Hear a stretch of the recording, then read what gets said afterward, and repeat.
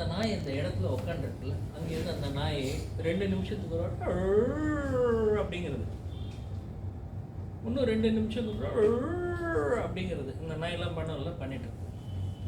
So இந்த guest முதலாளியை பார்த்து சொல்கிறாரு, ஏன்னாப்பா 2 நிமிஷத்துக்கு ஒரு வாட்டி அழுங்கிறது அவன் நாயே, என்ன பிரச்சனை?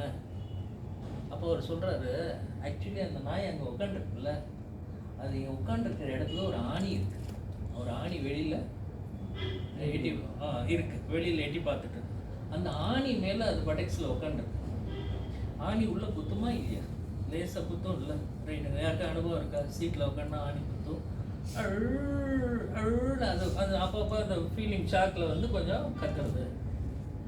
உடனே இவர் சொல்கிறார், ஆணி குத்துறதுன்னு தெரியறதா அந்த நாய்க்கு?